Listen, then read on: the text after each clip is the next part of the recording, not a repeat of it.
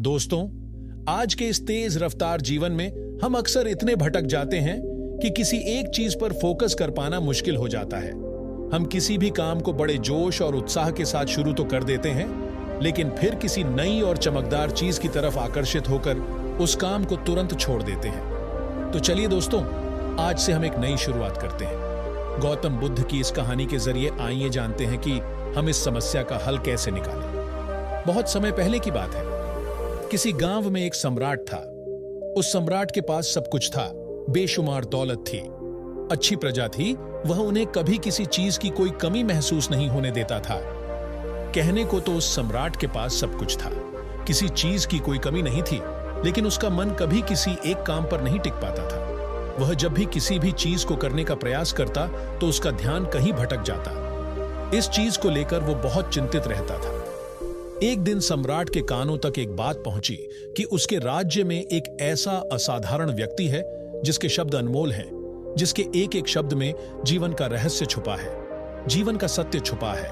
और उस व्यक्ति से मिलने के लिए लोग दूर दूर से आते हैं, क्योंकि हर व्यक्ति की समस्या का समाधान वह बड़ी ही सरलता और आसानी से करता है। यह बात सुनकर सम्राट बहुत प्रसन्न हुआ। उसे लगा कि अब उसके सवालों का जवाब उसे मिल जाएगा। इतनी तारीफ सुनकर सम्राट ने यह तय किया कि वह तुरंत ही जाकर उस व्यक्ति से मिलेंगे और उसे यह भी पता चल जाएगा कि जो लोग उनकी इतनी तारीफ कर रहे हैं, क्या वह सच है या नहीं। अगले दिन सुबह सुबह वह सम्राट उस व्यक्ति से मिलने के लिए निकल पड़ा।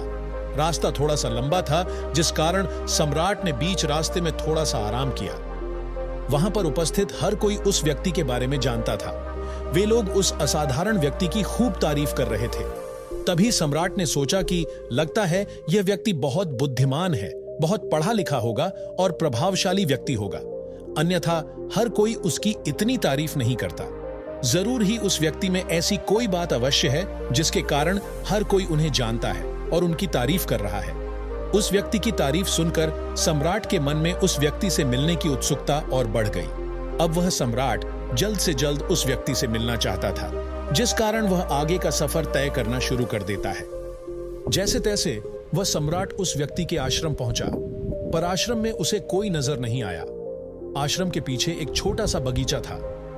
जब सम्राट वहां पहुंचा तो उसने देखा कि एक माली बगीचे में काम कर रहा था। उसका पूरा शरीर मिट्टी से लथपथ था, पैरों में कोई चप्पल नहीं थी। इसको देखकर सम्राट ने माली से कहा, सुनिए महोदय, इस आश्रम के मालिक कहां हैं? मैं उनसे मिलने आया हूं। इस पर वह माली जवाब देते हुए कहता है, श्रीमान, आप अंदर बैठिए, मैं उन्हें बुलाता हूं, वह जल्द ही आपसे मिलेंगे। माली की यह बात सुनकर सम्राट अंदर कुटिया में जाकर बैठ गया और उस असाधारण व्यक्ति के आने का इंतजार करने लगा। कुछ देर प्रतीक्षा करने के बाद जब असाधारण व्यक्ति उस सम्राट के सामने पहुंचा, उसने देखा कि यह तो वही व्यक्ति है जो बगीचे में काम कर रहा था। सम्राट ने उन्हें नमस्कार किया और बड़ी हैरानी से कहा, अरे, आप तो वही माली हैं जो बाहर बगीचे में काम कर रहे थे। लेकिन अब की बार तो माली एक बौद्ध भिक्षु के रूप में खड़ा था। तभी बौद्ध भिक्षु उस सम्राट से कहते हैं, सम्राट, मेरा मजाक माफ कीजिए। मैं बगीचे में छोटा सा काम कर रहा था।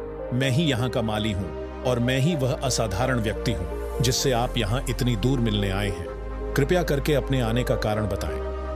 इस पर सम्राट उन बौद्ध भिक्षुओं से कहता है, हे महाराज, मैंने सुना है कि आप जैसा व्यक्ति इस पूरे राज्य में नहीं है। मैंने आपकी तारीफें सुनी हैं। मैंने आपके बारे में कई सारी अच्छी बातें सुनी हैं।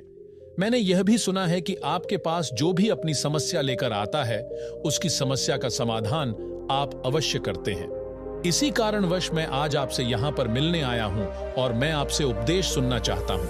लेकिन मेरे मन में एक शंका है। इस पर बौद्ध भिक्षु सम्राट से कहते हैं, कैसी शंका? इस पर सम्राट कहता है, मैंने बड़े बड़े विद्वानों को देखा है, बड़े बड़े ज्ञानियों को देखा है।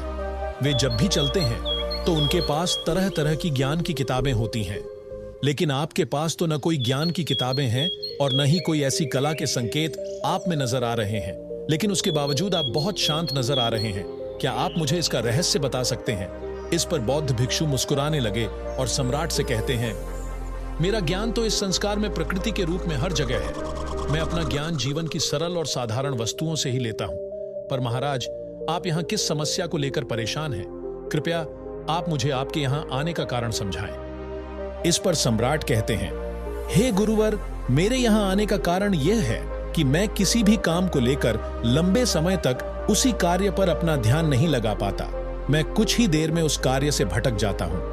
कृपया कर मुझे अपनी इस समस्या का समाधान बताएं। मैं इस बात से काफी चिंतित हूं। बौद्ध भिक्षु ने सम्राट की चिंता को समझकर कहा, महाराज, आपकी समस्या मुझे समझ आ गई है। उसके लिए मैं आपको एक उपाय बता सकता हूं, लेकिन आज आपको थोड़ी देर हो चुकी है। आप मुझे कल सुबह मिलिएगा।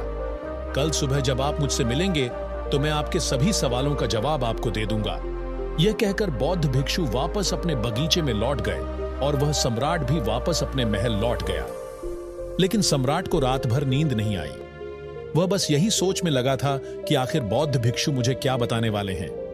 वह तो मुझे एक साधारण से माली नजर आ रहे हैं, लेकिन जिस तरह से उनका मन शांत था, जिस तरह से वह शांत नजर आ रहे थे, यह बहुत आश्चर्य करने वाली बात है।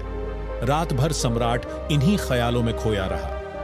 अगले दिन सुबह सूरज निकलने से ठीक पहले सम्राट उस आश्रम पर वापस पहुंचा। वहां पर बौद्ध भिक्षु पहले से ही उपस्थित थे। जैसे ही सम्राट वहां पहुंचा, उन बौद्ध भिक्षु ने एक पानी का छोटा सा जग उस सम्राट के हाथ में थमाते हुए कहते हैं, इसे लीजिए और पौधों पर धीरे धीरे पानी डालिए। और ऐसा करते करते ये आपके सामने पूरे 15 पौधे हैं। इन सभी पर आपको इसी प्रकार पानी डालते चले जाना है।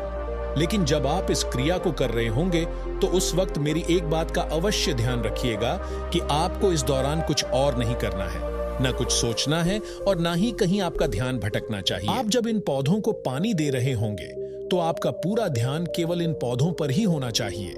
यदि इस बीच आपके मन में कोई विचार आए तो वहीं पर रुक जाइएगा और फिर दोबारा से पहले पौधे से पानी डालना शुरू कीजिएगा। और जब आप मेरी बात मानकर ठीक इसी प्रकार इन सभी 15 पौधों को पानी दे देंगे, तब आप मेरे पास आइएगा और मैं आपके सभी सवालों का जवाब आपको दे दूंगा। उस सम्राट ने आज तक ऐसा कोई काम नहीं किया था और सम्राट को यह काम बहुत छोटा सा लग रहा था। सम्राट पहली बार ऐसा कोई काम करने जा रहा था। उस पानी के जग से पहले पौधे पर बड़ी ध्यानपूर्वक पानी दिया और फिर दूसरे पौधे की ओर आगे बढ़ा। दूसरे पौधे पर भी उसने बड़े ध्यानपूर्वक पानी दिया। फिर उसने तीसरे पौधे पर पानी देना शुरू किया ही था कि उसके मन में तरह तरह के विचार उत्पन्न होने लगे।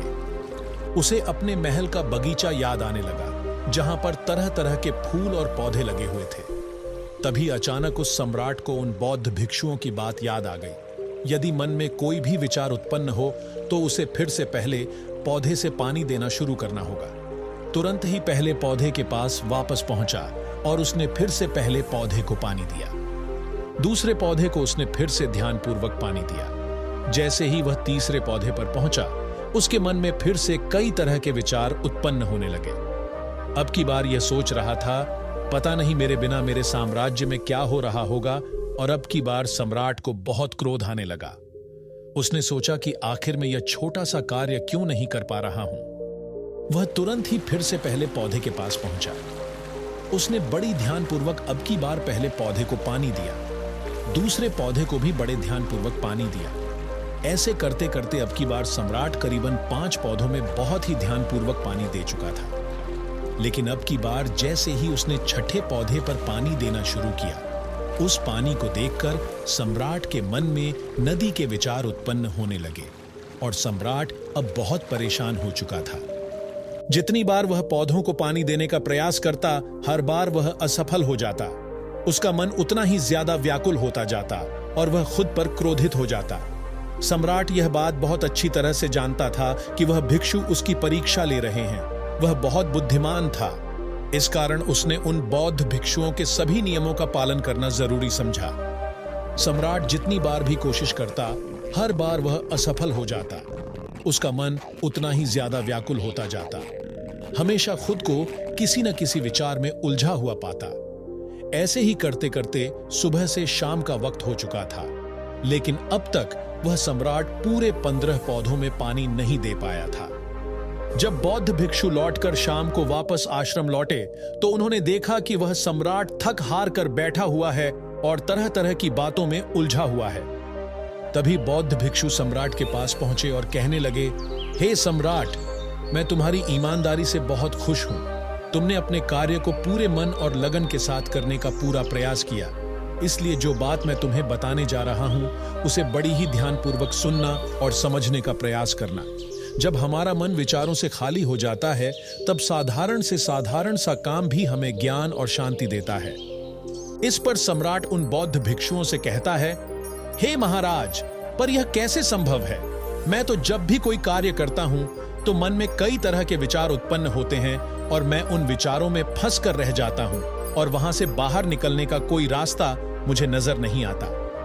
तभी बौद्ध भिक्षु मुस्कुराने लगे और सम्राट से कहते हैं, हे सम्राट, तुम पौधों में पानी नहीं डाल रहे थे। तुम तो जल्दी जल्दी अपने इस कार्य को बस खत्म करना चाहते थे।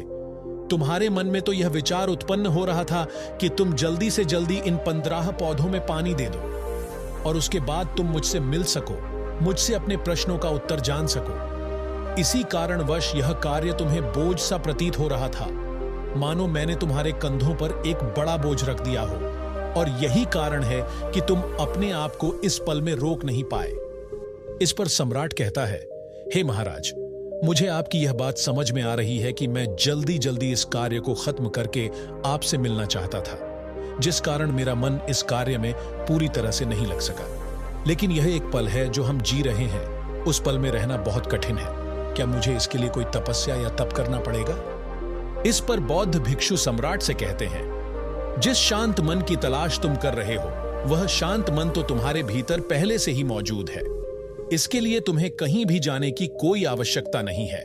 इसके लिए कुछ जरूरी है तो वह है अपनी सांसों पर ध्यान देना। हम किस तरह से सांसें ले रहे हैं और किस तरह से छोड़ रहे हैं। उसके बाद तुम चाहो तो कोई भी कार्य करते वक्त भी अपनी सांसों पर ध्यान दे सकते हो। 2-4 मिनट अपने आसपास के प्रकृति पर गौर करो। देखो कि क्या चल रहा है तुम्हारे आसपास। इससे तुम वर्तमान में आ जाओगे। फिर तुम अपने कार्य को जल्दी जल्दी बस यूं ही खत्म नहीं करके उसे पूरे मन से करने का प्रयास करो, जिससे तुम्हारा मन एकाग्र होगा और फिर तुम चाहे कोई भी कार्य क्यों न करो, चाहे वह छोटा हो या बड़ा, तुम्हारा मन उसमें पूरी तरह से विलीन हो जाएगा और वह कार्य ही तुम्हें शांति और ज्ञान भी प्रदान करेगा। ऐसे समय पर हमारे मन में किसी प्रकार के कोई विचार उत्पन्न नहीं हो पाते, और जब हम ऐसा करते हैं तो कर्ता और कर्म एक हो जाते हैं। हमारे भीतर की जो शांति है वह प्रकट होने लगती है। हम उसमें मग्न हो जाते हैं।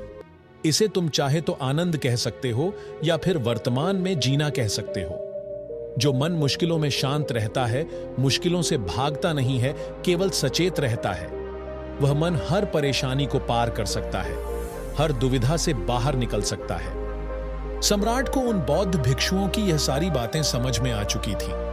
उसने उन बौद्ध भिक्षुओं को प्रणाम किया और वहां से वापस वह अपने राजमहल लौट आया। यह कहानी हमें सिखाती है दोस्तों कि कभी किसी कार्य को बोझ मानकर मत कीजिए, क्योंकि यदि आप उसे बोझ मानेंगे तो उसे जल्दी जल्दी खत्म करने का प्रयास करेंगे। लेकिन इस प्रयास के दौरान आप जो भी कार्य करेंगे वह पूरे मन और लगन से नहीं हो पाएगा, जिससे हमारा मन हम पर हावी होने लगता है, हमें तरह तरह के विचार दिखाता है और हम उन विचारों में डूबते चले जाते हैं। हम उन विचारों में फंसते चले जाते हैं और फिर वहां से हमें निकलने का कोई रास्ता नजर नहीं आता, जिससे हमारे मन में तनाव पैदा होने लगता है। हम बहुत परेशान रहने लगते हैं। हम चाहकर भी किसी कार्य को नहीं कर पाते और जो कार्य हमें वर्तमान की ओर ले जा सकता था, उस दरवाजे को हम खुद ही बंद कर देते हैं, क्योंकि वह कार्य हमें बोझ लगने लगता है। इसलिए जब भी आप कोई कार्य शुरू करना चाहते हैं तो उससे पहले अपना पूरा ध्यान अपने काम के दौरान भी अपनी सांसों पर अपना ध्यान लगाए रख सकते हैं, और यही सांस का जो ध्यान है यह आपके काम के ध्यान में परिवर्तित हो जाएगा और इस कार्य में जो भी कठिनाइयां उत्पन्न हो रही हैं उसे आप पल भर में सुलझा देंगे। फिर चाहे कैसी भी विपरीत परिस्थितियां आपके सामने क्यों ना आ जाए, आप उस कार्य को पूरे मन और लगन के साथ पूरा करके ही रहेंगे। दोस्तों, उम्मीद है कि आपने आज के इस वीडियो से जरूर कुछ न कुछ सीखा होगा। तो इस वीडियो को अपने दोस्तों के साथ शेयर करना ना भूलें और हमें ऐसे ही सपोर्ट करने के लिए चैनल को सब्सक्राइब भी जरूर करिए। तो चलिए मिलते ऐसे और वीडियो में। तब तक के लिए अपना ख्याल रखें। धन्यवाद।